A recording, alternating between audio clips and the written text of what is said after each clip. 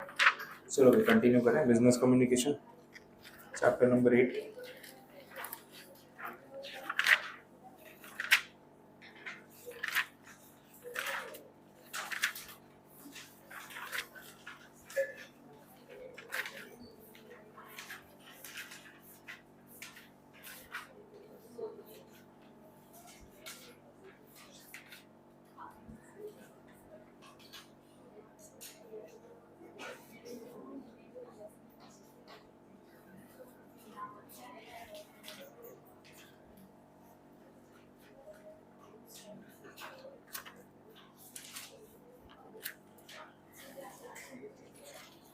T वाले हो गए थे ना अपने 318 तक। आगे बढ़ते हैं।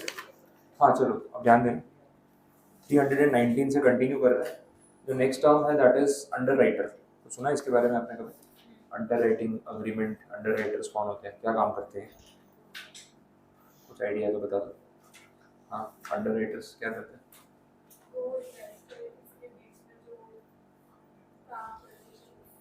हाँ, इन्वेस्टमेंट वाला ही है बट थोड़ा और स्पेसिफिक कुछ बता दो। कमीशन मिलता है तो क्या काम करते हैं, किस चीज़ का कमीशन?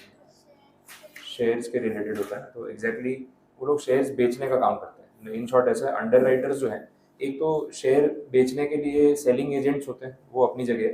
लेकिन अंडर राइटर्स थोड़ा बहुत एडिशनल फैसिलिटी प्रोवाइड करते हैं। वो एडिशनल फैसिलिटी है क्या? आपने अकाउंटिंग में पढ़ा होगा कि मिनिमम सब्सक्रिप्शन आना चाहिए। अगर एक कंपनी अपने शेयर्स लॉन्च कर रही है तो मिनिमम कितना 90% सब्सक्रिप्शन जो है वो आना चाहिए, तभी वो सक्सेसफुल माना जाएगा, अदरवाइज पैसे रिफंड करने पड़ेंगे। यही होता है।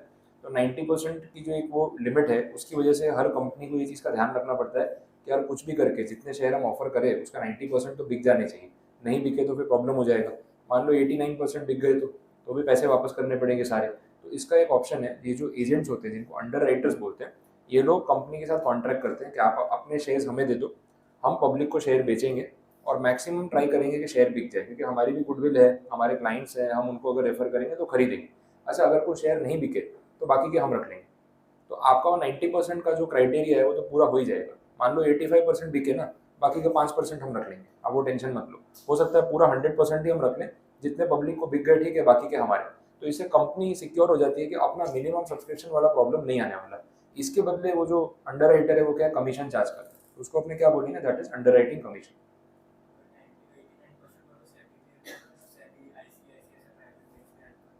हाँ वो हो सकता है, बट वो तो वही हो गया ना कि अगर वहां तक आप पहुंच के थोड़ा रह गया तो कोई ना कोई बाई आउट कर लेगा, ऐसा प्रॉब्लम नहीं है। बट वो तो फिर वही हो गया, कोई बायर आ गया। बट यहाँ अपन एजेंट के पॉइंट ऑफ व्यू से बात करेंगे, जो अंडर राइटर है वो आपको अश्योरेंस देता है कि भाई कुछ नहीं बिका ना तो मैं ले लूंगा, उसका प्रॉब्लम नहीं है। प्रमोटर वो है, हाँ वो रख सकता है। प्रमोटर वो है जिसने कंपनी स्टार्ट करने का इनिशिएटिव लिया, उसने ये सब एफर्ट्स किए कि मैं कंपनी रजिस्टर कराऊंगा, पैसा रेज करूंगा, बिजनेस का आइडिया वो लेके आया। तो प्रमोटर का जो रोल है वो ज्यादा इन डेप्थ है as compare to an underwriter. Underwriter outsider हो गया ना, उसने कंपनी सेटअप नहीं की, कंपनी सेटअप प्रमोटर ने की। अंडर राइटर तो एजेंट है जो उसको पैसों के लिए वो सर्विस दे रहा है, और वो अंडर राइटिंग इसलिए कर रहा है क्योंकि उसको दिख रहा होगा कि कंपनी के शेयर्स फ्यूचर में अच्छी वैल्यूएशन दे सकते हैं, तो ही वो अग्रीमेंट कर रहा है। तो वो अपने फायदे के लिए काम कर रहा है। प्रमोटर का तो पर्पस ही पूरा अलग हो गया। तो वो दोनों सेम नहीं है, वो अलग अलग है वैसा। और प्रमोटर अगर और शेयर खुद खरीद लेगा तो उसके लिए उसको भी तो पैसा लगाना पड़ेगा कंपनी में। तो जरूरी नहीं ना कि उसके इतने फंड्स अवेलेबल हो कि जो भी शॉर्ट पड़ेगा मैं पे कर दूंगा। प्रमोटर खुद इतना फाइनेंशियली सिक्योर हो कि नेसेसरी नहीं, तो उनकी भी कैलकुलेशन होती है। अनलिमिटेड पैसा नहीं लगा सकते, प्रॉफिट भी तो कमाना है, उसको कैलकुलेशन होती है। अंडर राइटर कहीं ना कहीं आपको ये हेल्प करता है। नेक्स्ट है अनसिक्योर्ड लोन्स। ये तो सिंपल टर्म हो गया, कोई गारंटी वारंटी नहीं, अगर डेट बेड डेट हो गया तो कुछ नहीं कर सकते। Next term यूजरी। यूजरी का मतलब है unlawful practice of lending money at exorbitant rate of interest. ये बहुत बार ना लोकल न्यूज़पेपर में भी आता है, लोकल न्यूज़ में भी आता है। अब जैसे न्यूज़पेपर तो आप शायद ही पढ़ते होंगे, आजकल कम लोग पढ़ते हैं, लेकिन सोशल मीडिया पे, मोबाइल ऐप्स पे न्यूज़ आ जाती है, तो कितनी बार ये सब चीज़ें पढ़ने को मिलती है। लोग क्या करते हैं ना, जो मनी लेंडिंग करते हैं ना, ब्याज पे पैसे देते हैं, तो वो क्या करते हैं, बहुत ज़्यादा एक्स्ट्रा ऑर्डिनरी इंटरेस्ट चार्ज करते हैं। जैसे मुझे पैसों की बहुत ज़रूरत है, मैं आपके पास आया, मेरा बहुत अर्जेंट रिक्वायरमेंट है। अब डिमांड सप्लाई का गेम है, आपको पता है कि इसको बहुत ज़्यादा ज़रूरत है। तो जो नॉर्मल मार्केट में बोरोइंग रेट चलता है 10%, 12%, 15%, आपने बोला 25%, 30% ब्याज लेंगे। बोलो चाहिए पैसा, मैं बोला बहुत अर्जेंट है, अभी एक बार दे दो, जो इंटरेस्ट है मैं पे करने को रेडी। अब 30% इंटरेस्ट तो मतलब बहुत ज़्यादा हाई रेट ऑफ इंटरेस्ट हो गया। अब ये इंटरेस्ट अगर मैंने अग्री कर भी लिया फ्यूचर में मैं इंटरेस्ट ही भरता रह जाऊंगा, प्रिंसिपल रीपेमेंट का तो नंबर ही नहीं आएगा। तो ऐसा एग्जॉर्बिटेंट मतलब बहुत एक्स्ट्रॉर्डिनरी हाई रेट चार्ज करना इंटरेस्ट का, ये एक्चुअली में इलीगल है। इसके रिगार्डिंग भी लॉज बने हुए हैं, बट फिर भी बहुत लोग पैसों के लालच में ऐसा इंटरेस्ट चार्ज करते हैं और मजबूरी में लोग हाँ बोल देते हैं। इंटरेस्ट है ना, वो मैथमेटिकल कैलकुलेशन, फाइनेंस एक ऐसी चीज़ है हर किसी को समझ में नहीं आती, लेकिन जिसको आती है ना उसको पता है कि ये कितना बड़ा ट्रैप है। जब कंपाउंडिंग होती है ना इंटरेस्ट की, वो बढ़ता ही जाता है। एक पॉइंट पे ऐसा हो जाता है कि प्रिंसिपल से ज़्यादा तो आप इंटरेस्ट पे कर चुके हो, अभी भी आपका प्रिंसिपल खत्म नहीं हो रहा है, तो वो एक ट्रैप हो जाता है। और जिसको नहीं समझ में आती उसको बाद में रियलाइज होता है अग्री करने के बाद कि यार ये तो मैं कभी रीपे ही नहीं कर पाऊंगा और इसमें तो फंसता ही चला जाऊंगा। तो ऐसा अगर कोई इंटरेस्ट रेट चार्ज कर रहा है तो वो इलीगल है और उसके लिए टर्म यूज हो रहा है। और बहुत बार ऐसे पुलिस केस हो जाते हैं कि किसी ने इस तरीके से इंटरेस्ट रेट चार्ज कर लिया, जिससे चार्ज किया उसने मान लो सुसाइड करने की कोशिश की, या फिर उसने कंप्लेंट कर दी कि तो यार मेरे साथ फ्रॉड हो रहा है, मेरे से इतने पैसे चार्ज कर रहा है। अच्छा, फिर वो इंटरेस्ट पे नहीं कर पाता ना, वो मनी लेंडर भी धमकी देना चालू कर देता है कि पैसे नहीं दिए तो ये कर दूंगा वो कर दूंगा। तो ऐसे मैटर ना पुलिस तक पहुंच जाते हैं और ये इलीगल वाली सिचुएशन भी आ जाती है वैसे। तो उसके लिए टर्म यूज हो रहा है। नेक्स्ट है दैट इज वकालतनामा। अब ये एक हिंदी टर्म है। वकालतनामा का मतलब ये है कि जब आप एज एन एडवोकेट किसी क्लाइंट के सामने या किसी क्लाइंट को रिप्रेजेंट करते हो कोर्ट में। अब जैसे आपने मुझे एज अ लॉयर अपॉइंट कर लिया, तो कोर्ट को कैसे पता चलेगा कि मैं ऑफिशियली आपका लॉयर हूँ? इसके लिए कोई डॉक्यूमेंटेशन तो होना चाहिए। ऐसा तो नहीं कि हाँ ये क्लाइंट है इसके साथ ये लॉयर आ रहा है तो ये इसका लॉयर होगा, ऐसा तो होगा नहीं, पेपर वर्क होना चाहिए। तो एज अ लॉयर मुझे कोर्ट में एक डॉक्यूमेंट सबमिट करना पड़ता है जिसके अंदर आपकी तरफ से मुझे परमिशन मिली होती है, आपके साइन होते हैं कि भाई ये मेरे ऑफिशियल लॉयर है और ये मेरा केस रिप्रेजेंट करेंगे। वो डॉक्यूमेंट का नाम है यहाँ पे वकालतनामा। काइंड ऑफ एन एफिडेविट भी आप बोल सकते हो और कुछ नहीं। नेक्स्ट 323 वाला टर्म वेनिला इशू। देखो वेनिला नाम सोच समझ के रखा है। अब आइसक्रीम के फ्लेवर में जो वेनिला होता है, लोग तो उसको फ्लेवर मानते ही नहीं, बोले वेनिला क्या फ्लेवर है, दूध ही तो जमा के दे दिया, फ्लेवर तो कुछ है ही नहीं। तो बाकी कोई आइसक्रीम फ्लेवर हो समझ में आता है, कितने लोग उसको कंसिडर ही नहीं करते कि फ्लेवर भी होता है। अच्छा, कितने लोगों को वेनिला आइसक्रीम स्पेसिफिक पसंद होती है कि इसका टेस्ट अच्छा लगता है, तो डिपेंड करता है। अब यहाँ पे वेनिला इशू क्यों बोल रहे हैं, अब उसका मीनिंग देखो पता चलेगा। A straight fixed rate issue which has terms and conditions usually accepted as being conventional to a particular securities market। मतलब एक सिक्योरिटी है, पैसा रेज किया हुआ है, बट इसकी terms and conditions least complicated है, कुछ नहीं है, सिंपल है। पैसा उधार लिया, उसका ब्याज चुकाया, सिंपल कैलकुलेशन है ब्याज का कि फिक्स रेट ऑफ इंटरेस्ट आपको देना है और फिक्स टाइम में पैसा रीपे कर देना है। तो इसमें ना टर्म्स एंड कंडीशंस में ऐसा कोई कॉम्प्लिकेशन ही नहीं है जो किसी को समझ में ना आए, तो एकदम बेसिक मार्केट प्रैक्टिस पे चल रहा है। तो इस टाइप की सिक्योरिटीज या इस टाइप के इशू को नाम क्या दे दिया, वेनिला इशू। तो भाई इसमें और कोई टर्म्स एंड कंडीशन को टेक्निकलिटी नहीं है वैसे। नेक्स्ट है वैल्यू एडेड टैक्स। अभी एक टाइप ऑफ टैक्स हो गया। अभी जैसे आपका जो जीएसटी है ना आज की डेट में, उसका पहले नाम था वैल्यू एडेड टैक्स, पुराना सिस्टम, अब जीएसटी चल रहा है। तो इसमें कुछ नहीं है, जैसे जैसे गुड्स पास ऑन होते जाते हैं उसके ऊपर टैक्स लगता जाता है। मैंने आपको गुड्स बेचा, मैं आपसे टैक्स लूंगा, आप आगे गुड्स बेचोगे, आप सामने वाले से टैक्स लोगे। अल्टीमेटली जो कंज्यूमर है, जो गुड्स आगे बेच नहीं रहा, सारा टैक्स उसकी पॉकेट से जाता है। That is the VAT principle. आगे अपने नेक्स्ट लेवल पे इस पर डिटेल में बात करेंगे, अभी से नाम ध्यान रखो इनफ। फिर अगला टर्म वेंचर कैपिटल, कुछ सुना है इसके बारे में? वेंचर कैपिटल फर्म्स होती है, वेंचर कैपिटलिस्ट काम क्या करते हैं कुछ पता है क्या? कहीं पे आपने कहीं कुछ अभी तक? हाँ, बिजनेस में इन्वेस्टमेंट करते हैं, ठीक है। तो वेंचर कैपिटलिस्ट वो है जो दूसरों के बिजनेस में पैसा लगा के पैसा कमाते हैं, खुद कोई बिजनेस नहीं करते, इन्वेस्टर्स होते हैं और कुछ नहीं, उनको वेंचर कैपिटल फर्म्स बोला जाता है। फिर वीज़ा तो आपको आइडिया होगा, आउट ऑफ कंट्री ट्रैवल करना है तो उसके लिए लीगल परमिशन चाहिए वहाँ की अथॉरिटी से, दैट इज़ अ वीज़ा। अब कुछ कंट्रीज़ में होता है वीज़ा ऑन अराइवल, पहले से वीज़ा लेके मत जाओ, वहाँ पहुँच जाओ, एयरपोर्ट पे वीज़ा की फॉर्मेलिटी हो जाएगी। अब ये डिप्लोमेटिक रिलेशंस पे होता है। इंडिया के बहुत सारे कंट्रीज़ के साथ डिप्लोमेटिक रिलेशंस है, तो वहाँ पे ये होगा जैसे आसपास के नेबरिंग कंट्रीज़ में, अब नेपाल भूटान चले जाओ, वहाँ तो वीज़ा पासपोर्ट की ज़रूरत ही नहीं है, आप एक्टिवा लेके भी जा सकते हो। अपना बिहार से बॉर्डर लगती है नेपाल की, लड़के एक्टिवा पे चले जाते हैं, घूम के आ जाते हैं, पूरे फॉरेन ट्रिप हो गई अपनी, ठीक है, वैसा होता है। तो नेपाल भूटान में तो आपका वीज़ा का इशू है नहीं। और भी बहुत सारे कंट्रीज़ है जहाँ पे वीज़ा ऑन अराइवल है। अब थाईलैंड है इंडिया के पास, आप चले जाओ, वीज़ा ऑन अराइवल है, तो आपको पहले से वीज़ा के लिए अप्लाई नहीं करना है, डॉक्यूमेंट सारे लेके जाओ, पासपोर्ट लेके जाओ, वहाँ पे एयरपोर्ट पे जो आपका वो इमिग्रेशन प्रोसीडिंग्स होगा वहीं पे ऑन द स्पॉट आपको वीज़ा प्रोवाइड कर देंगे। बट रिस्क ये रहता है कि यार कुछ भी डॉक्यूमेंटेशन का इशू आया और नहीं दिया वीज़ा, तो वहीं से वापस आना पड़ेगा, तो बेटर एक बार करवा के जाओ। बट बहुत सारे कंट्रीज आपको इस तरीके से अलाउ करते हैं। तो पासपोर्ट का भी एक पावर होता है वैसे, तो वीज़ा मतलब परमिशन हो गई और कुछ नहीं है। नेक्स्ट जो टर्म है that is a voucher. Voucher का मतलब एक डॉक्यूमेंट। अब यूजुअली जैसे अपने बिल बोलते हैं, रिसीट बोलते हैं, तो वैसे ही टर्म आता है वाउचर। किसी को पेमेंट किया कैश में, तो भाई खर्चा दिखाना है ना कि मैंने इतना कैश पे किया, तो एक रिसीट बना के रख दी कि भाई इतना कैश पेमेंट हुआ, that is a cash voucher वैसे, और कुछ नहीं। वेजेस, ये तो आपको आइडिया है, रेम्यूनरेशन। वारंट, वारंट में एक तो वो अरेस्ट वारंट होता है, वो क्रिमिनल प्रोसीडिंग हो गई, यहाँ पे उसकी बात तो नहीं कर रहे वो, यहाँ पे एक ट्रेडेबल इंस्ट्रूमेंट के फॉर्म में बोला, अपने बोलते हैं शेयर सर्टिफिकेट, तो वैसे एक डॉक्यूमेंट और होता है शेयर वारंट। शेयर वारंट का मतलब एक बेरर इंस्ट्रूमेंट, आपको ये तो आइडिया होगा बेरर चेक और अकाउंट पेई चेक दोनों में क्या फ़र्क होता है। बेरर चेक किसे बोलते हैं, जिसपे किसी का नाम नहीं लिखा, जिसको मिल गया वही ओनर है। अकाउंट पेई चेक पे अगर आपका नाम लिखा है तो आप ही के अकाउंट में जाएगा और किसी के अकाउंट में नहीं जाएगा। वैसे ही शेयर सर्टिफिकेट जो होता है उस पर अगर आपका नाम लिखा है तो that is equivalent to an account payee cheque, जिसका नाम लिखा है वो ओनर है। बट शेयर सर्टिफिकेट में पहले ऐसा सिस्टम चलता था जिसको बोलते थे शेयर वारंट, उसमें ना सर्टिफिकेट में नाम नहीं लिखा होता है, बस बाकी डिटेल होती है। तो वो एक ट्रेडेबल इंस्ट्रूमेंट है। वो वारंट अगर मैं आपको बेच रहा हूँ या सर्टिफिकेट बेच रहा हूँ तो सर्टिफिकेट ले लो, पैसे दे दो, शेयर आपके हो गए, क्योंकि नाम तो किसी का लिखा नहीं है।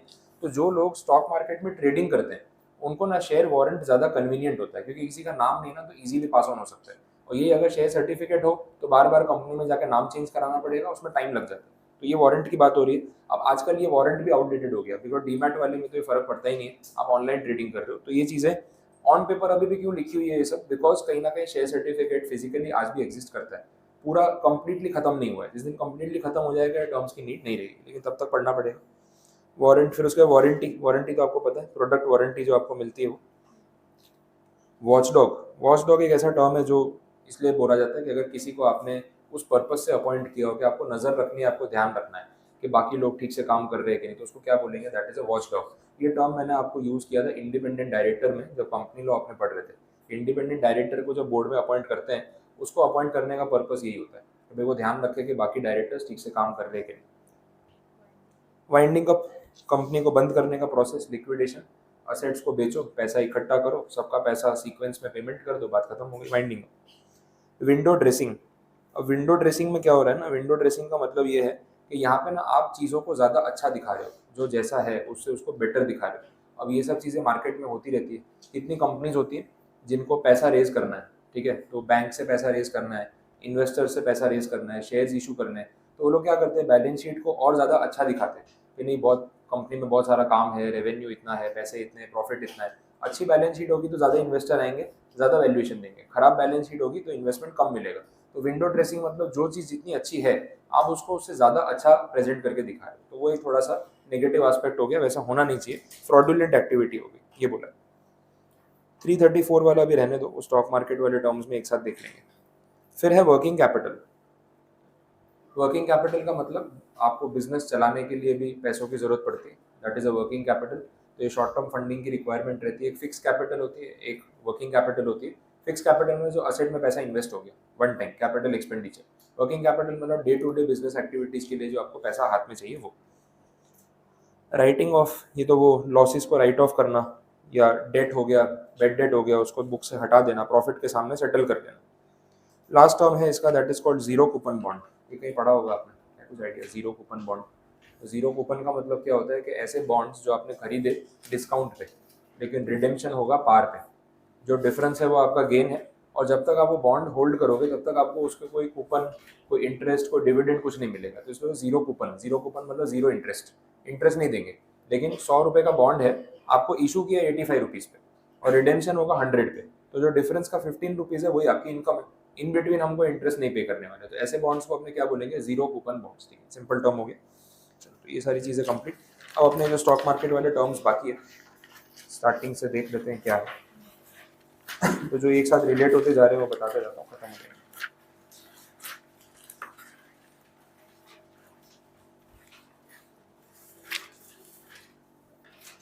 एक तो अमेरिकन डिपॉजिटरी वाला बाकी था, 16th।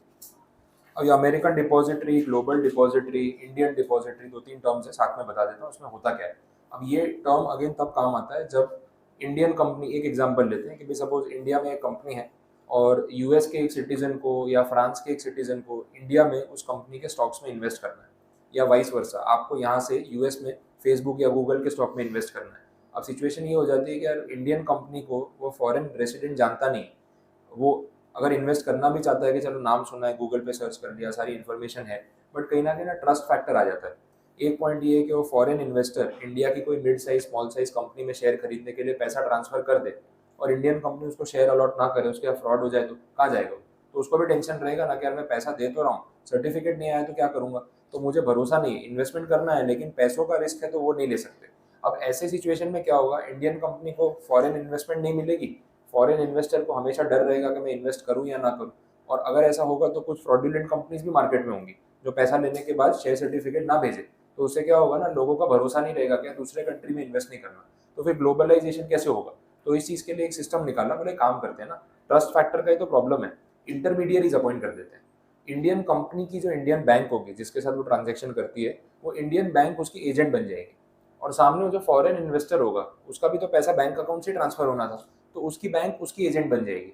अब होगा कि इंडिया में एसबीआई बैंक है, यूएस में बैंक ऑफ अमेरिका है, ये बैंक्स को पूरी दुनिया जानती है कि भाई वेल एस्टेब्लिश इंस्टीट्यूशन है, कहीं भागने नहीं वाले।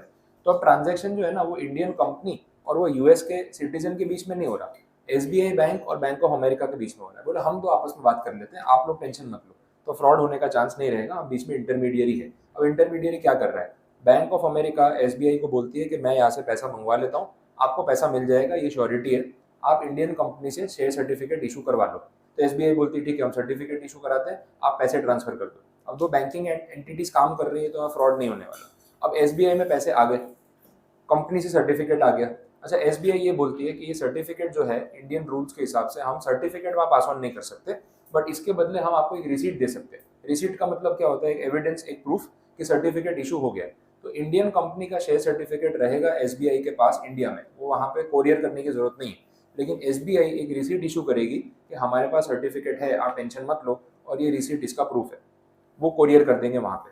अब बैंक ऑफ अमेरिका वो रिसीट जो है वो इन्वेस्टर को दे देगी, बोले ले भाई तेरे शेयर वहाँ पे परचेज हो गए, एसबीआई ने रिसीट दे दी, ये इसका कंफर्मेशन है, अब तू इन्वेस्टर है, टेंशन मत लेना, तेरे पैसे भी पहुंच गए और तुझे सर्टिफिकेट भी मिल गया।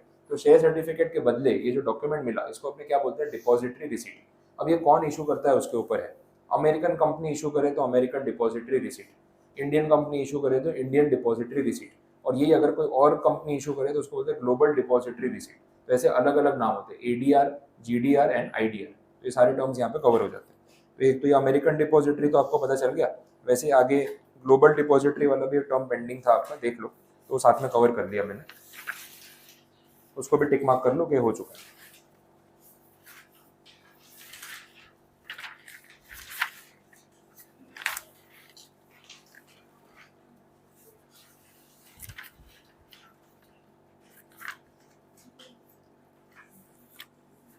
ठीक है, चल अब बाकी के टर्म्स देख लें। एक 23rd बाकी था, आर्बिट्रेज, ठीक है वो बता देता हूँ। आर्बिट्रेज का मतलब क्या है, इसको बोलते हैं रिस्क लेस प्रॉफिट। आर्बिट्रेज का सिंपल मतलब होता है रिस्क लेस प्रॉफिट, कि जहाँ पे प्रॉफिट होने की श्योरिटी है और कोई लॉस का रिस्क नहीं। अब ऐसी अपॉर्चुनिटी मार्केट में मिलती तो और क्या चाहिए था लाइफ में, है ना, कि भाई रिस्क लेस प्रॉफिट, प्रॉफिट कमाने की पूरी श्योरिटी। लेकिन बहुत बार ऐसी अपॉर्चुनिटीज मार्केट में मिल जाती है बट ढूंढनी पड़ती है, सामने से कोई लेके नहीं आता है कि यार मौका मिल रहा है कमा लो। आपको कैलकुलेट करना पड़ेगा, आपको अपॉर्चुनिटीज ढूंढते रहनी पड़ेगी, इवेल्युएट करते रहना पड़ेगा। किसी स्टेज पे ऐसा हो सकता है कि आपको लगेगा यार यहाँ पे लॉस होने का तो कोई चांस है नहीं, क्लियर प्रॉफिट है, आप कमा सकते हो, जितना कमाना है कमा लो, वैसा होता है। ये स्टॉक मार्केट में भी होता है, ये गुड्स के मार्केट में भी होता है। आपको पता है कि इस एरिया में सपोज ट्रेडर्स करते हैं, वही करते हैं। अब ट्रेडिंग आप कर रहे हो, कोई पर्टिकुलर गुड्स आप यहाँ पे बेच रहे हो, तो आपको पता है कि यहाँ पे इसका इतना प्राइस मिलने वाला है। अच्छा इसको और सिंपल कर देते हैं, अपने कि कोई टूरिस्ट प्लेस पे जाते हैं, ठीक है, हिल स्टेशन पे चले गए आप, कश्मीर चले गए, शिमला मनाली चले गए, क्यों घूम रहे हो वहाँ पे, तो वहाँ पे तो स्नो में गए आप या माउंटेन पीक पे चले गए, वहाँ पे कोई कुछ खाने पीने की चीज़ें बेच रहा है, पानी की बोतल बेच रहा है, मैगी बेच रहा है, समोसे बेच रहा है, ऐसा कुछ आइसक्रीम बेच रहा है। अब ये सब चीज़ें अगर वहाँ पे बिक रही है तो एमआरपी पे बिक रही होती है, उससे ज़्यादा रेट पे बिक रही होती है, उससे ज़्यादा। अब यहाँ पे लॉस होने का चांस है क्या, 10 रुपए की चीज़ 50 रुपए बेच रहे होते हैं, आपको ही पता है कि उसमें उसको कितना कमाने को मिल रहा है, बट क्या है ना, जिस कंडीशन में वहाँ पे वो लेके आया है ना, उसके पैसे चार्ज कर रहा है कि भाई वो माउंटेन पीक के ऊपर जाके वहाँ पे ये सब चीज़ें बेचना, सेटअप करना, उसमें उसका एफर्ट लग रहा है, और क्लियर पता है कि भाई 10 की चीज़ 50 में बिक रही है, तो वहाँ पे लॉस होने का कोई चांस नहीं है, जितना सामान बिक गया उतना प्रॉफिट ही होने वाला है। अब इस टाइप की सिचुएशन को अपने बोल सकते हैं आर्बिट्रेज गेन, ऐसा फायदा जहाँ पे नुकसान होने का कोई चांस नहीं है, अगर आप करोगे तो आपको बेनिफिट ही होगा, वैसा दैट इज आर्बिट्रेज गेन या आर्बिट्रेज बोला जाता है उसको। स्टॉक मार्केट में भी क्या होता है, इंटरनेशनल मार्केट है पूरे वर्ल्ड में, जापान का स्टॉक एक्सचेंज है, सिंगापुर का स्टॉक एक्सचेंज है, यूएस का स्टॉक एक्सचेंज है। तो बहुत बार ना ट्रेडर्स क्या करते हैं, एक मार्केट से शेयर सस्ते रेट में खरीदते हैं, दूसरे मार्केट में ज़्यादा रेट में बिक रहा होता है तो बेच देते हैं, छोटा सा डिफरेंस निकल आता है, बट वो डिफरेंस वॉल्यूम में आपको अच्छा प्रॉफिट दे देता है। तो लोग इस तरीके से भी ट्रेडिंग करते हैं, वैसा होता है। नेक्स्ट पॉइंट देखें, अगला कौन सा बाकी था, आपने टिक किया होगा, बता दो एक बार। 82 डे ऑर्डर वाला ना, ये स्टॉक मार्केट से रिलेटेड चीज़ हो गई। ये आपको इसमें मैं बाकी सारे कॉम्बिनेशन भी समझा देता हूँ। एक तो डे ऑर्डर बोला हुआ है, अपने जब स्टॉक मार्केट में शेयर बाई करते हैं तो जो ऑर्डर प्लेस करते हैं, ऑर्डर प्लेस करते टाइम ना अलग अलग ऑप्शन होते हैं। एक ऑप्शन ये होता है कि आप किस प्राइस पे शेयर खरीदना चाहते हो, और दूसरा ऑप्शन ये होता है कि आपका ऑर्डर कब तक ओपन रहेगा। स्टॉक मार्केट में it is like a matching process, ठीक है। मैं शेयर खरीदना चाहता हूँ, सामने कोई होगा जो बेचना चाहता होगा at same point of time, तो वो मैच हो जाएगा कि हाँ भाई मैं खरीदना चाहता हूँ, सामने वाला बेचना चाहता है, ऑर्डर एक्सचेंज हो गया। अब इसमें हमें ये नहीं पता चलता है कौन बेच रहा है, अपने को क्या पता किसने बेचा, क्योंकि stock exchange is like a wall in between. सामने सेलर बैठे हैं, इस तरफ बायर बैठे हैं, कोई किसी को जानता नहीं है, कोई किसी को देख नहीं सकता है। जो भी एक्सचेंज होगा वो स्टॉक एक्सचेंज के थ्रू होगा, और आप अपना शेयर का ऑर्डर प्लेस करके रख दो। अब मुझे रिलायंस के 10 शेयर खरीदने हैं, तो मैंने ना एक ऑर्डर प्लेस कर दिया कि भाई रिलायंस के 10 शेयर मुझे बाई करने हैं। अब इसमें क्या होता है कि ऑप्शन आता है, एक होता है डे ऑर्डर और एक आईओसी ऑर्डर बोलते हैं, इमीडिएट और कैंसल्ड, आईओसी बोला जाता है। तो उसका मतलब ये है कि अगर मैंने डे ऑर्डर प्लेस किया, तो डे ऑर्डर का मतलब ये कि अभी सुबह 9:15 जब मार्केट खुलता है तब से लेके 3:30 के बीच में कभी भी सेलर मिल जाए, मेरे शेयर खरीद के रख लेना। अब इसका फायदा क्या है, अगर आप अपना काम कर रहे हो, एक्टिविटी कर रहे हो, साइड पे आपने ऑर्डर प्लेस करके रख दिया, अब आपका जो एक्सचेंज है, जो सॉफ्टवेयर है, वो पूरे दिन में कोई भी रिलायंस के शेयर बेचने आएगा ना, तो 10 शेयर आपके लिए खरीद के रख लेगा एट गिवन प्राइस जो भी अवेलेबल होगा। तो वो ऑर्डर पूरे दिन के लिए ओपन रहता है जब तक एग्जीक्यूट ना हो जाए, तो इसलिए उसको क्या बोलते हैं, that is a day order. और आईओसी में क्या होता है कि थोड़ी देर के लिए, कुछ मिनट्स के लिए वो ऑर्डर ओपन रहता है। अगर उतनी देर में कोई सामने सेलर नहीं आया तो आपका ऑर्डर कैंसिल हो जाता है, इमीडिएट और कैंसिल वैसे बोला जाता है, दैट इज आईओसी। और दूसरा ऑर्डर कौन सा होता है, डे ऑर्डर। एक ये चीज। दूसरा प्राइसिंग की बात करें तो एक लिमिट प्राइस होता है, एक मार्केट प्राइस होता है। जैसे मुझे रिलायंस का शेयर खरीदना है फॉर लॉन्ग टर्म इन्वेस्टमेंट, 10 साल तक बेचने वाला नहीं, खरीद के रख देता हूँ। आज शेयर का प्राइस चल रहा है 2500 रुपए, फ्लक्चुएट होता है ना, 2490, 25 रुपीज एंड 3, 25 5, 25 10, उतना फ्लक्चुएशन हो रहा है। मुझे क्या फर्क पड़ता है 2-5 रुपए ऊपर नीचे, 10 साल के लिए खरीदना है तो उसमें कोई फर्क नहीं पड़ेगा कि 2500 के बदले 2505 रुपए लग गए। तो मैं क्या करूंगा, ऑर्डर प्लेस करते टाइम मार्केट ऑर्डर प्लेस कर दूंगा। तो मार्केट ऑर्डर का मतलब मैंने ऑर्डर प्लेस किया, जो भी नेक्स्ट बेस्ट सेलर आएगा, जैसे ही कोई अगला सेलर आएगा, वो जो भी रेट पे बेच रहा हूँ ना, मेरे शेयर खरीद देना, क्योंकि वेरिएशन ज्यादा नहीं आने वाला। आया समझ में? तो दैट इज मार्केट ऑर्डर, कि मार्केट में जो प्राइस चल रहा है मैं उस पर खरीदने को तैयार हूँ। अच्छा, ऑन दी अदर हैंड जो ट्रेडर्स होते हैं, अब ट्रेडर्स का तो क्या मार्जिन पे काम चलता है। अभी शेयर खरीदा तो शायद शाम तक बेच दूंगा, 2-4 दिन में बेच दूंगा, तो थोड़ा ना प्राइस स्पेसिफिक होते हैं। यार 2500 पे अभी चल रहा है, 2470 रुपए पे आएगा ना तो ही खरीदूंगा, नहीं तो नहीं खरीदूंगा। तो वो लोग क्या करते हैं, जब ऑर्डर प्लेस करते हैं ना तो उसमें लिमिट लगा देते हैं 2470, और डे ऑर्डर प्लेस कर दिया। तो अगर आज के दिन में 2470 रुपए टच हुआ तो उसके शेयर बाई हो जाएंगे ऑटोमेटिक, अदरवाइज नहीं। आ रहा है समझ में? तो ये सारे ऑप्शंस आपके पास स्टॉक मार्केट एप्स के ऊपर अवेलेबल होते हैं, जिसके थ्रू आप परचेसिंग और ट्रेडिंग कर सकते हैं। वैसे तो ये डे ऑर्डर वाला एक टर्म, इससे कनेक्टेड जो भी था मैंने ऑलरेडी बता दिया। 94 डेरिवेटिव मार्केट, ठीक है। नेक्स्ट टर्म देख लो 94 वाला, दैट इज डेरिवेटिव मार्केट। अब ये डेरिवेटिव्स क्या है, आपने अगर कभी टर्म सुना हो, फ्यूचर्स एंड ऑप्शंस, F&O, ठीक है, तो वैसा है। तो फ्यूचर्स एंड ऑप्शन से रिलेटेड है। सिंपल करते हैं, एक एक करके चीज़ों को समझते हैं, ज़्यादा कॉम्प्लिकेट नहीं करना। सबसे पहले डेरिवेटिव्स क्या होता है वो समझो। डेरिवेटिव एक इंस्ट्रूमेंट है जो स्टॉक मार्केट में ट्रेड होता है, जिसकी अपनी खुद की कोई वैल्यू नहीं होती। इसको डेफिनेशन में ऐसा बोलते हैं कि derivative is an instrument which has an underlying asset due to which it has its own value. तो जो उसकी वैल्यू क्रिएट होती है वो उसकी अंडरलाइंग असेट की वजह से होती है, डेरिवेटिव की अपनी खुद की कोई वैल्यू नहीं। अब मैं आपको इसका एक सिंपल एग्जांपल देता हूँ कि एग्जैक्टली डेरिवेटिव कैसे काम करता है। आपके पास जो करेंसी नोट है, जैसे अभी 2000 के नोट की इतनी चर्चा हो रही है, ठीक है, वो 2000 का नोट है क्या है, तो प्रिंटेड पीस ऑफ पेपर ही तो है, तो फाड़ के फेंक दो, उसको क्या फर्क पड़ेगा। बात तो वैसी हो गई, लेकिन उसकी इतनी वैल्यू क्यों है। 2000 रुपीज़ का जो नोट है वो इतना वैल्यूबल क्यों है कि उसको आप उतना वैल्यू दे रहे हो। 500 रुपए का नोट है, आप उसको उतनी वैल्यू दे रहे हो, 10 रुपए का नोट को उतनी वैल्यू दे रहे हो, तो आप इतनी वैल्यू उसको दे क्यों रहे हो, उसका भी कुछ रीजन होना चाहिए। तो एक्चुअली वो करेंसी के नोट की कोई वैल्यू नहीं है। पहले के ज़माने में आपको आइडिया होगा, राजा महाराजाओं का जो टाइम था, तो वो सिक्के चलते थे, सोने के सिक्के भी चलते थे एक टाइम पे, ठीक है। इंडिया इतना रिच था कल्चरली कि भाई पैसे भी बहुत थे, तो सोने के सिक्के लोग यूज़ करते थे एज अ करेंसी एक्सचेंज। लेकिन धीरे धीरे करके वो चीज़ बंद हो गई। आज अगर ऐसा हो तो सोने के सिक्के और सोने की नोट आ रही हो तो लोग वैसे ही लूट लेंगे एक दूसरे को। बोला सोने के सिक्के घूम रहे, किसी का सिक्का गिर गया, ये नहीं बोलेंगे भाई साहब का सिक्का गिर गया, बताना नहीं, उसको जाने तो अपने ले लेते हैं ना, खुद उठा लेंगे। तो सोने की वैल्यू उतनी है। तो आज के टाइम में सोने का सिक्का पॉसिबल नहीं है कि अपने उसको करेंसी की तरह यूज़ करें। ये टाइम के साथ जब वो राजा महाराजाओं का टाइम गया और गवर्नमेंट आई, तो वो समझ गए कि ये चीज़ प्रैक्टिकल नहीं है कि हम एक्चुअली में गोल्ड कॉइन्स यूज़ करें। और अगर करेंसी किसी को ज़्यादा एक्सचेंज करनी है तो इतने सारे गोल्ड कॉइन लेके कहाँ घूमेगा। एक तो वेट भी इतना ज़्यादा होगा, कैरी करना भी इशू है, और सिक्योरिटी का इशू भी है। बोले इसका ना कुछ दूसरा रास्ता निकालते हैं। तो गवर्नमेंट ने ये किया कि सारा सोना अपने पास रख लिया एज अ गोल्ड रिजर्व, जिसको हमने बोलते हैं गवर्नमेंट का ऑफिशियल गोल्ड रिजर्व। उसके बदले उन्होंने एक बोलते हैं ना काउंटर या रिसीट बोल सकते हो, वो लॉन्च कर दी, that is a currency note. तो आपका ये जो करेंसी नोट है ना वो और कुछ नहीं है, वो गोल्ड के बदले उसका टोकन है कि भाई ये गोल्ड के बराबर हो गया, इसको ऐसा मान लो। आप देखना कोई भी करेंसी नोट हो, चाहे 10 रुपए का हो या 2000 का हो, उसमें ना आरबीआई के गवर्नर का साइन होता है। जब प्रिंटिंग हुई होती है तब जो भी गवर्नर होते हैं उनका साइन होता है, और उस पर एक है ना सेंटेंस लिखा होता है, I promise to pay the bearer a sum of ₹2000, ऐसा करके मेंशन किया होता है। वो आपने सेंटेंस पढ़ा होगा, तो कभी आपके माइंड में आया होगा ये प्रॉमिस किस चीज़ का कर रहे हैं, 2000 का नोट तो मेरे हाथ में, अब क्या प्रॉमिस हो रहा है। ये प्रॉमिस वो है कि भाई जो 2000 का नोट आपके हाथ में है, इसके इक्विवेलेंट 2000 रुपए का गोल्ड हमारे पास आरबीआई के रिजर्व में पड़ा हुआ है, आप टेंशन मत लो। तो ये 2000 रुपीज गोल्ड का टोकन है। अगर आपको ये नोट नहीं चाहिए, सपोज आपको पिंक कलर पसंद नहीं आ रहा, आपने क्या पिंक कलर का नोट निकाल दिया बच्चों जैसा, ये वापस ले लो और गोल्ड दे दो। तो एक्चुअली में गवर्नमेंट के पास उतना गोल्ड रिजर्व है जितने रुपए की करेंसी उन्होंने मार्केट में इशू कर रखी। आया समझ में? हाँ, प्रैक्टिकली आप जाके मांगोगे मुझे 2000 का सोना दे दो तो देंगे नहीं, लेकिन एक सिंबलाइज किया हुआ है उसको कि भाई इतने रुपए का गोल्ड हमारे पास पड़ा हुआ है। तो कोई भी सरकार उतना ही पैसा प्रिंट कर सकती है जितना उनके पास गोल्ड रिजर्व होता है, उससे ज्यादा नहीं। कभी आपके माइंड में आया होगा ना यार इतनी गरीबी है देश में, नोट छाप छाप के बांट दो सबको, है ना, 1-1 करोड़ के नोट बांट दो, सारे करोड़पति हो जाएंगे पूरे वर्ल्ड में, अपने आगे जो है टेंशन क्या है। कभी मतलब बचपन में आपके दिमाग में सवाल आया होगा ना कि यार नोट ही तो है, प्रिंट कर करके दे दो, फालतू में इतनी मेहनत करो, काम करो, कोई कम पैसे कमा रहा है कोई ज्यादा कमा रहा है, तो ऐसा कर सकते हैं क्या? हाँ, मशीन दे दो घर पे ही छाप लेंगे, अब खुद ही सेल्फ मेड करोड़पति, ठीक है, गवर्नमेंट को कुछ नहीं करना पड़ा, हम खुद ही करोड़पति बन गए और नोट छापे जा रहे घर पे, तो वो हो सकता है क्या?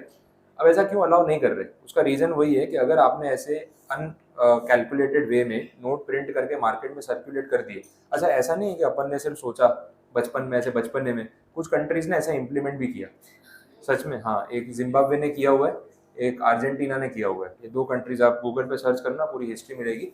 जिम्बाब्वे की हालत आज भी खराब है, उन लोगों ने एक बार ये बेवकूफ़ी की थी, अभी तक बेचारे उसका बोलते हैं ना जो प्राइस है वो पे कर रहे हैं।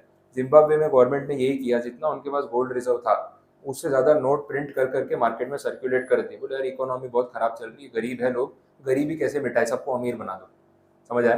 तो इतने नोट प्रिंट कर करके मार्केट में सर्कुलेट कर दिए, लोगों के पास है ना ऐसे बोरी भर भर के पैसे पड़े हैं, जितने चाहिए ले जाओ। अब बताए इसका इम्पैक्ट क्या होगा? आप सोचो, जो चल रहा है ना दुनिया में सही चल रहा है, इसको अपने को चेंज करना नहीं चाहिए। अगर हर कोई करोड़पति होगा, आप सबके पास 1-1 करोड़ रुपए, मेरे पास भी है, तो इसका इम्पैक्ट क्या होगा? इकोनॉमी को फर्क पड़ेगा? मैं यहाँ पे पढ़ाने नहीं आऊँगा कल से, सीधी बात है, आप पढ़ने भी नहीं आओगे। बोले सर 1-1 करोड़ रुपए घर में पड़े हैं, क्या पढ़ाई करके करेंगे, इतनी तो सैलरी नहीं मिलेगी, छोड़ो। मैं भी क्यों पढ़ाऊंगा, मैंने 1 करोड़ मेरे पास है, मैं फालतू मेहनत कर रहा हूँ पूरा दिन, मुझे भी नहीं पढ़ाना, कोई काम ही नहीं करेगा। समझ में आ रहा है? अच्छा, दूसरी चीज़ ये होगी, वर्किंग प्रोफाइल तो खत्म हो गया, इन्फ्लेशन का क्या होगा? अब देखो ऐसा है कि आपके पास कितने पैसे आपको पता है, मेरे पास कितने पैसे मुझे पता है, लेकिन अपन ना अपनी इनकम के हिसाब से खर्चे करते हैं। अब बोलते हैं ना वो एक नीड होती है, एक डिजायर होती है, अपने ऐसा पढ़ा होगा, डिजायर की कोई लिमिट नहीं है लेकिन नीड की लिमिट है। अपने बोलते हैं जरूरत के हिसाब से खर्चा करो, अपने क्या करते हैं मूड के हिसाब से खर्चा करते हैं, यार ये खरीदना है ले लेते हैं, ये खाने का मन है खा लेते हैं, पैसे नहीं देखते, खर्चा कर रहे हैं। तो अगर आपके पास आज 10 लाख रुपए है तो आप उस हिसाब से खर्चा करोगे, लेकिन अगर आपके 10 करोड़ रुपए है तो फिर आप खर्चे बढ़ाओगे ना, फिर गाड़ी महंगी खरीदोगे, कपड़े और अच्छे खरीदोगे और महंगे वाले खरीदोगे, कहीं घूमने फिरने जाओगे तो और महंगी जगह पे रहोगे, तो आपके डिमांड्स बढ़ जाएंगे। अब ये आपकी नहीं, सबकी डिमांड बढ़ रही, सब करोड़पति हो गए, अब कोई सस्ती गाड़ी नहीं ले रहा, सब महंगी गाड़ी ले रहे। बोले मारुति क्यों खरीदूंगा, मर्सिडीज खरीदूंगा। समझ में आ रहा है? तो डिमांड हर चीज की बढ़ रही है ना। अब डिमांड बढ़ने से क्या सप्लाई बढ़ जाता है क्या? रिसोर्सेज भी बढ़ जाते हैं, वो तो होने वाला नहीं। रिसोर्सेज लिमिटेड है, डिमांड अनलिमिटेड होती जा रही है क्योंकि सबके पास पैसे हैं, तो अल्टीमेटली क्या होगा, हाइपर इन्फ्लेशन आ जाएगा। इन्फ्लेशन भी नहीं, हाइपर इन्फ्लेशन, इतना इन्फ्लेशन के आप सोच नहीं सकते। जिम्बाब्वे में उन्होंने यही किया, सबके पास करोड़ों रुपए आ गए, अब डिमांड इतनी बढ़ गई, रिसोर्सेज लिमिटेड है, वहां पे एक ब्रेड का पैकेट 1 करोड़ रुपए में बिक रहा था एक पॉइंट पे। लोग गाड़ी में ना बोरी भर के पैसा लेके आ रहे थे कि आप ब्रेड मेरे को दे दे, क्योंकि इतना पैसा सबके पास आ गया ना, तो हर कोई कुछ भी खरीद रहा है, ऐसे शॉपिंग कर रहा है ना जैसे कोई कमी है ही नहीं। बट रिसोर्सेज तो खत्म होंगे ना, अब वो तो अनलिमिटेड नहीं कर सकते। तो वहां पे ना एक पॉइंट पे मारा मारी हो गई, गाड़ी भर भर के पैसे लेके लोग घूम रहे, कहीं से खाने को मिल जाए, इतनी खराब हालत हो गई। और गवर्नमेंट को समझ में आया कि हमने क्या कर दिया। आज भी जिम्बाब्वे की इकोनॉमी उसी से बाहर नहीं आई है और अभी भी वो उस नुकसान को झेल रहे हैं। अच्छा, करेंसी की वैल्यू खत्म हो गई उनकी, बिकॉज उनको पता है कि करेंसी एक तरीके से बोगस है, उतना गोल्ड है नहीं उनके पास जितनी करेंसी प्रिंट कर रखी है, तो डॉलर के मुकाबले जो एक्सचेंज रेट है वो खत्म हो गया, वैल्यूएशन ही खत्म हो गई। आज भी वो लोग रिवाइव नहीं कर पाए उससे। तो कभी भी ऐसा कोई गवर्नमेंट नहीं करेगी कि गोल्ड रिजर्व से ज्यादा करेंसी प्रिंट करके मार्केट में सर्कुलेट कर दे, अदरवाइज इकोनॉमी खराब हो जाएगी। ये सब कैलकुलेशन पे चलता है। तो डेरिवेटिव क्या है, एक ऐसा इंस्ट्रूमेंट जिसकी अपनी खुद की कोई वैल्यू नहीं है, उसकी वैल्यू किसी और असेट पे डिपेंड करती है। जैसे अपनी करेंसी की वैल्यू गोल्ड पे डिपेंड करती है, गोल्ड नहीं होगा तो करेंसी नहीं होगी। वैसा है। वो मनी हाइस्ट वाली सीरीज देखी थी आपने, कोविड के टाइम पे बड़ी फेमस हो गई थी और काफी सारे पार्ट आ गए उसके। वो मनी हाइस्ट का क्लाइमैक्स देखा होगा, उसमें क्या था, वही करते हैं ना वो लोग, गवर्नमेंट का ऑफिशियल गोल्ड रिजर्व चोरी करने का प्लान कर रहे होते हैं, और क्लाइमैक्स में यही होता है कि भाई वो जो गोल्ड रिजर्व है वो उन्होंने चुरा लिया होता है। अब जब पूरा गोल्ड चोरी हो गया आरबीआई का, तो वो नोट की वैल्यू तो खत्म हो गई ना, उसमें ये बता दें कि आपकी अब करेंसी जीरो हो गई, स्टॉक मार्केट बंद हो गया, पूरे वर्ल्ड ने आपके साथ ट्रेडिंग करना बंद कर दिया, आपकी करेंसी अब एक्सचेंज नहीं होगी कहीं पे, ये सब बात आ गई। तो जो चोरी करते हैं वो फिर गवर्नमेंट को क्या सजेशन देते हैं, बोले देखो गोल्ड हमने चुरा लिया है, ये बात आपको पता है, हमको पता है, पब्लिक को मत बताओ, दुनिया में डिक्लेयर कर दो कि गोल्ड वापस मिल चुका है, तो आपकी करेंसी भी बच जाएगी, आपकी इकोनॉमी बच जाएगी, आपका स्टॉक मार्केट भी बच जाएगा। अब वो सोच रहा है वहाँ का गवर्नर आरबीआई का कि मैं करूँ क्या, सच बोलूँ झूठ बोलूँ, फिर लास्ट में वो डिक्लेयर कर देता है कि सारा गोल्ड मिल चुका है, बट अल्टीमेटली गोल्ड मिला नहीं होता है, गोल्ड चोरी हो चुका है। अब ऐसा है ना कि पूरे देश को पता ही नहीं है कि देश में खजाना है ही नहीं, बट नहीं पता है तो करेंसी की वैल्यू है, पता है तो करेंसी की वैल्यू नहीं है, समझ में आया, वो पूरा गेम वैसा था। तो ये वही चीज हो गई कि वो नोट क्या है आपका, डेरिवेटिव इंस्ट्रूमेंट है। स्टॉक मार्केट में भी ऐसे डेरिवेटिव इंस्ट्रूमेंट ट्रेड होते हैं जिनमें अंडरलाइंग असेट कोई शेयर होता है, जैसे रिलायंस का शेयर है, टाटा का शेयर है, उसके बेसिस पे डेरिवेटिव इंस्ट्रूमेंट ट्रेड हो रहा है जिसको अपने फ्यूचर और ऑप्शंस बोलते हैं। और फ्यूचर ऑप्शंस का जो टेक्निकल पूरा पार्ट है, कैलकुलेटिव, वो काफी इन डेप्थ है। आप शॉर्ट में इतना समझ लो कि that is called a promise market. अब मैं फ्यूचर ऑप्शन पे जा रहा हूँ कि होता क्या है इसमें, ऐसा है कि शेयर आज नहीं खरीद रहे, एक होता है स्पॉट डिलीवरी, आज पैसे दो आज शेयर लेके जाओ, एक होता है आज अग्रीमेंट कर लो, डील बाद में करेंगे, 1 महीने बाद, 2 महीने बाद, 3 महीने बाद। तो इस तरीके का जो ट्रांजेक्शन होता है उसको अपने क्या बोलते हैं, फ्यूचर्स या फिर ऑप्शंस। आज ट्रेडिंग नहीं होगी, फ्यूचर में होगी, आज सिर्फ अग्रीमेंट हो रहा है। तो अग्रीमेंट हो रहा है तो उसका कोई पेपर, कोई डॉक्यूमेंट, कोई रिसीट तो बनेगी, वो रिसीट को बोलते हैं डेरिवेटिव इंस्ट्रूमेंट। और वो भी इन बिटवीन ट्रेड हो सकता है, मतलब आपके और मेरे बीच में एक अग्रीमेंट हुआ है कि 3 महीने बाद आप मुझसे टीसीएस का, टाटा कंसल्टेंसी का शेयर खरीदोगे, किस प्राइस पे खरीदोगे, एक पर्टिकुलर प्राइस पे परचेज करोगे, मैंने उसकी एक रिसीट बना के दे दी कि ये हमारे बीच में अग्रीमेंट हुआ। अब ये रिसीट क्या है, डेरिवेटिव इंस्ट्रूमेंट। आप या तो 3 महीने बाद मुझसे डील कर लेना, या इन बिटवीन आप वो रिसीट किसी को बेच देना, वो मेरे साथ डील कर लेगा। तो इस तरीके से फ्यूचर ऑप्शंस का जो मार्केट है वो काम करता है। आया समझ में? अब इतना बेसिक ही बता रहा हूँ क्योंकि फाइनेंस में काफी डिटेल में जाता है। आप नेक्स्ट लेवल पे सिक्योरिटी लॉ, फाइनेंशियल मैनेजमेंट पढ़ोगे तो वहाँ कैलकुलेशन के साथ अपने सीखेंगे, ज्यादा मजा आएगा। क्लियर भाई? चलो, तो ये डेरिवेटिव मार्केट वाला पॉइंट कंप्लीट। और नेक्स्ट कौन सा है? 126। अब ये एक्सट्रिंसिक इंट्रिंसिक वैल्यू वाला टर्म है ना, ये अभी इस लेवल पे मैं डिटेल में नहीं लेके जा रहा हूँ, बिकॉज थोड़ा सा आपके लिए समझना मुश्किल हो जाएगा क्योंकि बाकी चीज़ें नहीं पता है, तो थोड़ा सा एडवांस लेवल का टर्म हो गया। एक्सट्रिंसिक वैल्यू में सिर्फ उन्होंने बोला टाइम वैल्यू, पैसों की वैल्यू जो है टाइम के साथ साथ चेंज हो जाती है, वैसा हो गया। अब सपोज ऐसा है ना कि मैं आपसे कुछ अमाउंट, जैसे इंटरेस्ट का जो फैक्टर होता है ना, सिंपल अपने वो बात रख सकते हैं कि मैं आपसे पैसा ले रहा हूँ, मैंने बोला मुझे 1 लाख रुपए दे दो, बोले सर कितने दिन के लिए चाहिए, बोला 2 दिन के लिए चाहिए। तो आप बोलोगे ठीक है सर आप ले लो, 2 दिन बाद पैसे वापस कर देना। मैंने बोला 2 साल के लिए चाहिए। अब आप बोलोगे नहीं सर इंटरेस्ट लगेगा, है ना, क्योंकि आज के 1 लाख 2 साल बाद के 1 लाख में फर्क होता है, तो 2 साल का ब्याज लगेगा। तो ये जो टाइम वैल्यू होता है ना, टाइम वैल्यू ऑफ मनी, उसके लिए यहाँ पे टर्म यूज किया, इसको बोलते हैं एक्सट्रिंसिक वैल्यू। सिर्फ अभी इतना ध्यान रखो तो भी काफ़ी है, और डिटेल में नहीं जाएंगे, थोड़ा फिर बाउंसर जाएगा तो मतलब नहीं है उसका। फिर 143, 144, 145 फॉरवर्ड कॉन्ट्रैक्ट, फॉरवर्ड डिलीवरी, ये बंद हो चुका है फॉरवर्ड। अब उसके बदले आ गया फ्यूचर्स। पहले फॉरवर्ड ट्रेडिंग होता था। फॉरवर्ड ट्रेडिंग में क्या होता था, आप और मैं मिलते थे, अग्रीमेंट होता था कि भाई मैं ना 3 महीने के बाद आपको रिलायंस का शेयर 2700 रुपये पे बेचूंगा, आप खरीदने में इंटरेस्टेड हो, आपको लग रहा है कि रिलायंस का शेयर 3 महीने में ना 3000 रुपये टच होने वाला है, सस्ते में मिल रहा है, तो आप मेरे साथ आज ही अग्रीमेंट कर लोगे। अब 3 महीने के बाद जो भी भाव होगा मार्केट में, मुझे आपको शेयर 2700 में देना पड़ेगा और आपको 2700 में खरीदना पड़ेगा। अगर उस दिन भाव 2500 हुआ तो भी आपको 2700 में खरीदना पड़ेगा, वहाँ मेरा 200 रुपये का प्रॉफिट हो गया। और अगर उस दिन भाव 3000 रुपये हुआ तो मुझे 2700 में बेचना पड़ेगा, मेरा 300 का लॉस हो गया। समझ में आ रहा है? ऐसे ट्रांजेक्शन होते थे, बट ये 1 to 1 होते थे, आप और मैं मिले, बैठ के अग्रीमेंट किया, 3 महीने बाद मिलेंगे। अब इसमें ना फ्रॉड होने स्टार्ट हो गए। 3 महीने बाद जब डेट आई, अगर 3000 का भाव हो गया तो आप तो लेने आ जाओगे, मैं बेचने नहीं आऊँगा, मेरा नुकसान हो रहा है, मैं मिलूंगा ही नहीं, कौन हो आप, मैं जानता ही नहीं। और 2500 का रेट हो गया तो मैं आऊँगा, आप नहीं आओगे, 200 का नुकसान कौन करेगा? समझ आ रहा है? तो लोग फ्रॉड करते थे और उस दिन गायब हो जाते थे। तो मतलब ही क्या हुआ फिर अग्रीमेंट करने का, जब एग्जीक्यूट ही नहीं होने वाला। तो फॉरवर्ड ट्रेडिंग बैन हो गई एक पॉइंट पे कि ये सस्टेनेबल नहीं है। फिर जब स्टॉक एक्सचेंज आया तो इसको इन्होंने फ्यूचर्स एंड ऑप्शंस का नाम दे दिया। अब बोला अब ये ट्रांजैक्शन स्टॉक एक्सचेंज के थ्रू होगा, आप डायरेक्टली नहीं मिलोगे, स्टॉक एक्सचेंज पे ट्रेडिंग होगी, तो उस दिन एग्जीक्यूशन करना ही पड़ेगा, वैसा है। तो वहाँ पे वो बात अब चेंज हो गई। तो फॉरवर्ड ट्रेडिंग जो है वो अब आउटडेटेड है, अब वो होती नहीं है, इसलिए सिर्फ बेसिक हिस्ट्री आपको ध्यान रखना। फिर 147 में फ्यूचर्स की मैंने आपको बता ही दिया। अब फ्यूचर्स एंड ऑप्शंस में क्या फ़र्क है वो बता देता हूँ। फ्यूचर्स में मैंडेटरी होता है कि आपको एग्जीक्यूशन करना ही पड़ेगा उस दिन पे, फिर वो 3000 का रेट हो या 2500 का, नफ़ा हो या नुकसान, डील करनी पड़ेगी। ऑप्शंस में आपके पास एक राइट होता है to cancel the deal on the last day, but उसका प्रीमियम देना पड़ता है। जैसे इंश्योरेंस होता है वैसा हो गया, इंश्योरेंस ले लो, प्रीमियम पे कर दो, उस दिन अगर आपके फेवर में है ट्रांजैक्शन तो करो, नहीं है तो कैंसिल कर दो। राइट टू कैंसिल आपके पास होता है, उसको ऑप्शंस बोलते हैं। तो फ्यूचर और ऑप्शन में एक बेसिक डिफरेंस है, उतना ध्यान रखना। फिर इस पेज पे और कोई था 157। 157 इज हेजिंग। हेज करना मतलब अपने लॉस या अपने रिस्क को कवर करना। अब ये स्टॉक मार्केट में आपको पता है, मतलब लोग अलग अलग टाइप के ट्रांजेक्शन्स करते हैं। एक होता है बाइंग ऑर्डर प्लेस करना, मुझे शेयर खरीदना है। एक होता है सेलिंग ऑर्डर प्लेस करना, मुझे शेयर बेचना है।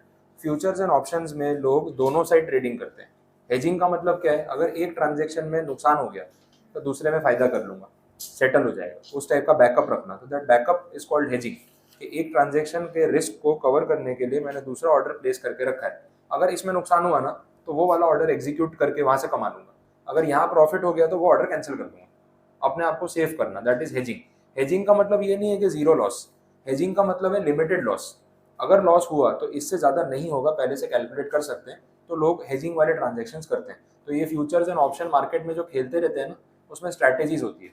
एक ऑर्डर ऐसा प्लेस करो, उसके सामने दूसरा ऑर्डर वैसा प्लेस करो, ताकि वो बैलेंस हो जाए। अब ये स्ट्रैटेजी जिसको समझ में आती है वो मार्केट में अच्छे पैसे कमाता है, नहीं समझ आती तो लॉस करता रहता है। तो गैम्बलिंग नहीं करना चाहिए, कैलकुलेशन पे चलना चाहिए, इम्प्लाइड सी बात, दैट इज हेजिंग।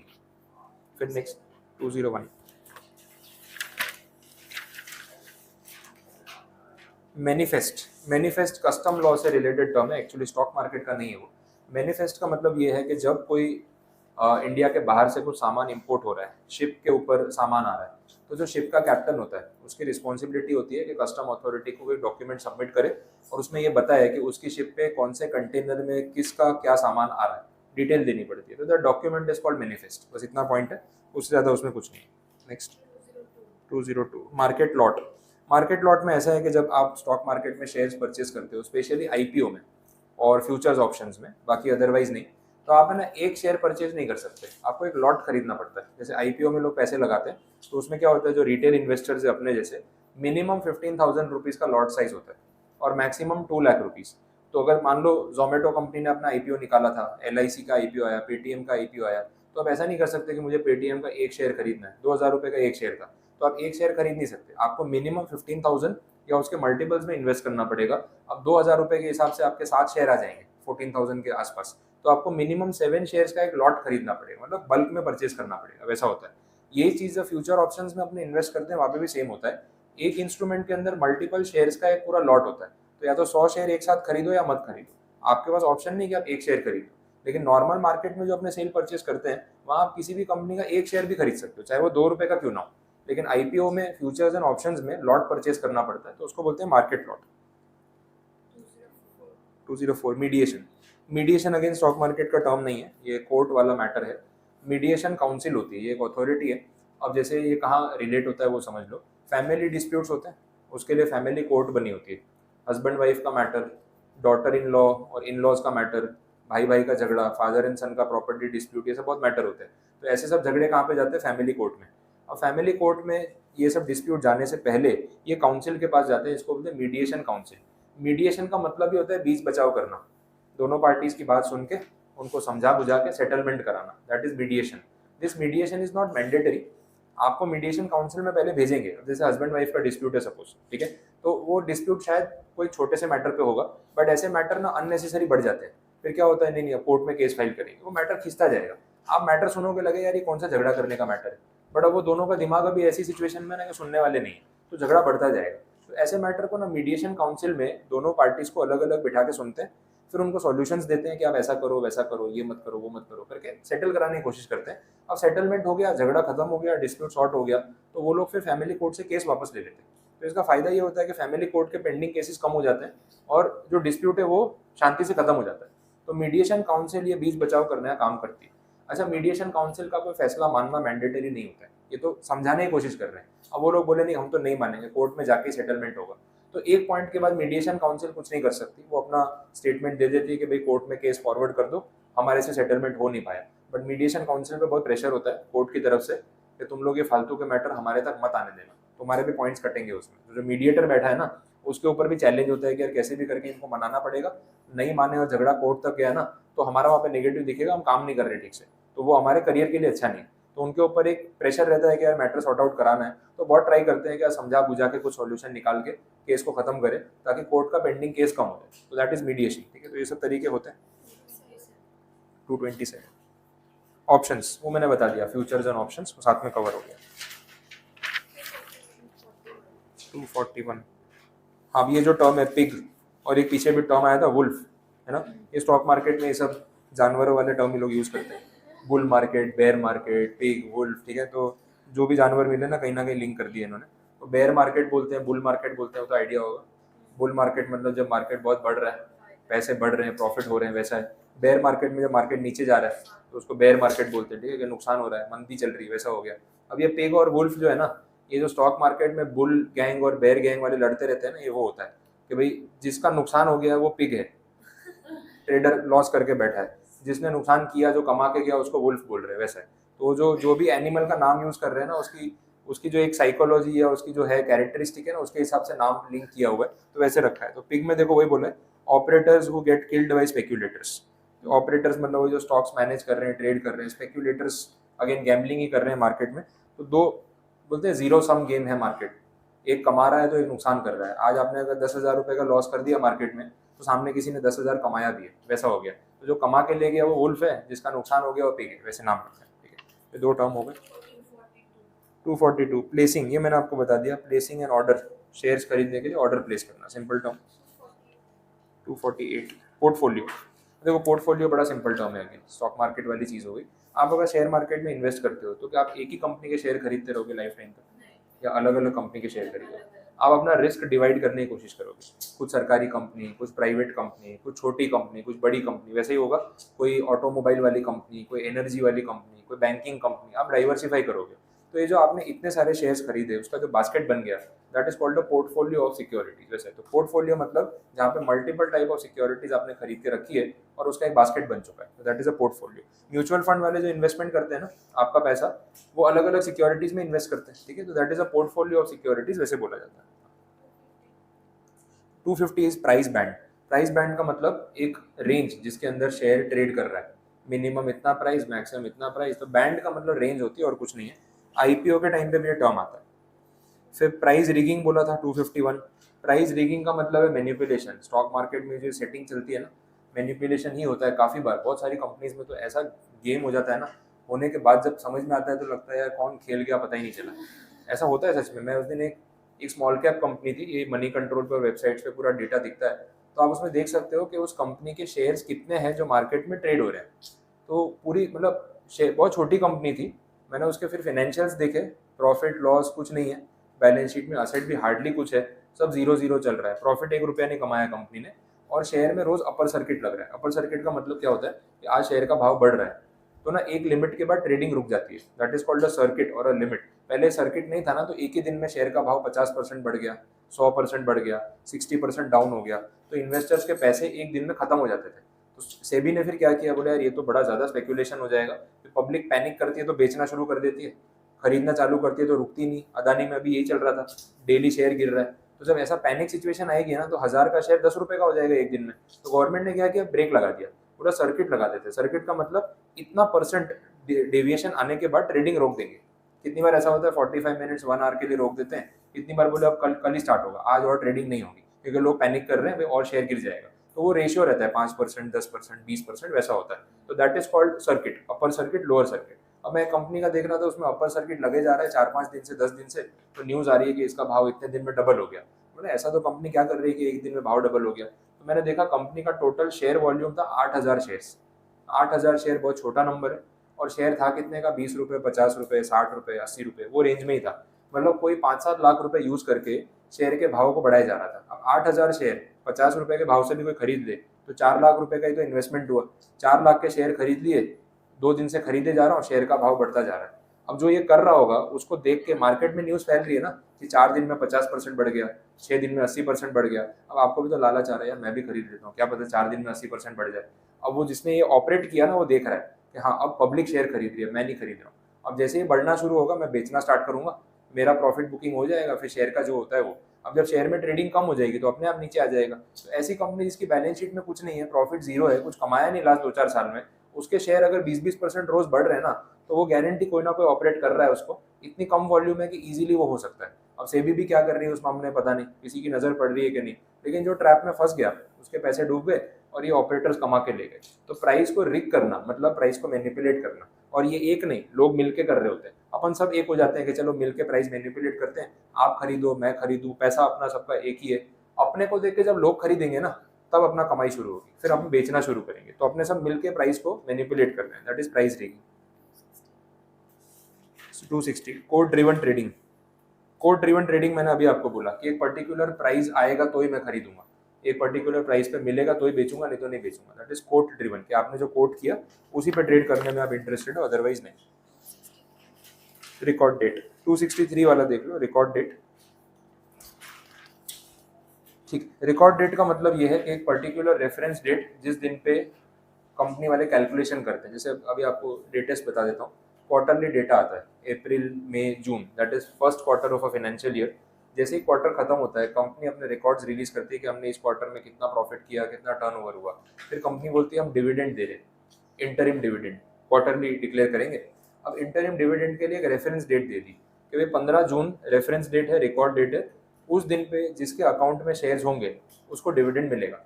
अब अगर 14 जून को आपने शेयर बेच दिए तो 15 जून को शेयर आपके पास नहीं थे, जिसने खरीदे होंगे उसको डिविडेंड मिल जाएगा, बाकी किसी को नहीं मिलेगा। That is a record date, उस डेट के हिसाब से डिविडेंड कैलकुलेशन होता है, सिंपल टर्म हो। नेक्स्ट 273, ये आपको अब समझ आ गया होगा, रिग्ड मार्केट, ऐसा मार्केट जहाँ पे प्राइस जो है पूरा मैनिपुलेटेड है, that is a rigged market. और कौन सा? 284 सेटलमेंट। सेटलमेंट का मतलब जो ये अपने शेयर्स में ट्रेडिंग करते हैं, तो आज शेयर खरीदा तो आपके डीमैट अकाउंट में वो 2 दिन बाद रिफ्लेक्ट होता है, दैट इज सेटलमेंट। वैसा होता है T+1 T+2 अपने ऐसा पढ़ा होगा, ये वही चीज़ होगी तो उस सेंस में। 290 है next term, that is spot market. Spot का मतलब आज के आज, इमीडिएट, अभी पैसा दो और शेयर उठाओ, that is spot market, spot trading बोल सकते हैं। फिर स्टैग बोला जाता है 291 में जो टर्म है। अब स्टैग में वो लोग आते हैं जो स्टॉक मार्केट में इन्वेस्ट करते हैं शॉर्ट टर्म प्रॉफिट कमाने के लिए।